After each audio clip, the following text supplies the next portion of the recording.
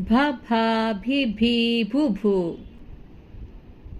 ధారా నగరంలో బుక్కుడుండు అనే ఓ గజదంగ ఉండేవాడు. నగరంలో దొంగతనాలు చేసి వేరే రాజ్యానికి వెళ్ళిపోయి మరీ సంవత్సరం తర్వాత తిరిగి వచ్చి మరీ దొంగతనాలు చేసేవాడు. కానీ వాడు ధనవంతుల ఇళ్లలోనే దొంగతనం చేసేవాడు. ఆ సొమ్ములో చాలా భాగం బీదలకు పంచేవాడు. పైగా అంతో ఇంతో సంస్కృత పాండిత్యం ఉన్నవాడు కూడాను. రాజసైనికులు ఎంత ప్రయత్నించినా అతనిని పట్టుకొనలేకపోయేవారు. ఒకసారి ఒకరింటికి కన్నం వేస్తూ దొరికిపోయాడు.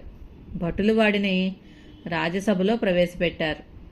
ఇన్ని సంవత్సరాలుగా దొంగతనాలు చేసిన బుక్కుడుండికి మరణశిక్ష విధించాలి అని మంత్రి ఇతర సభ్యులు రాజును కోరారు. తనకు రాజు మరణశిక్ష వేస్తాడేమోనని వాడికి భయం వేసింది. యుక్తిగా ఈ శ్లోకం చెప్పాడు. భట్టిర్నష్టః భారవిశ్చాపి నష్టః భిక్షుర్నష్టః భీమసేనోపి నష్టః బుక్కుండోహం భూపతిః త్వం రాజన్ బభ్రావల్యాం అంతకః సంనివిష్టః. అంటే దాని అర్థం ఏమిటంటే, రాజా నన్ను శిక్షించండి, కానీ నాకు ఒకటే భయం.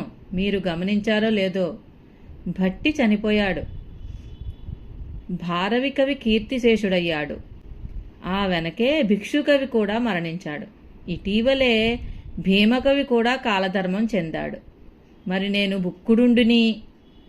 ఈ యమధర్మరాజు భాగునింతాన్నే పట్టుకుని భట్టిని, భారవిని, భిక్షుకవిని, భీమకవిని తీసుకెళ్ళిపోయాడు.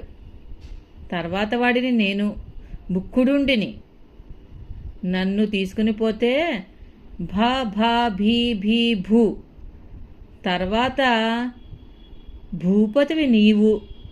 నీ పేరులో కూడా భకారం ఉంది. నా తర్వాత నీవంతేనేమోనని. ఇంత మంచి రాజు మరణిస్తే ప్రజలకు గతి ఏమి అని నేను భయపడుతున్నాను.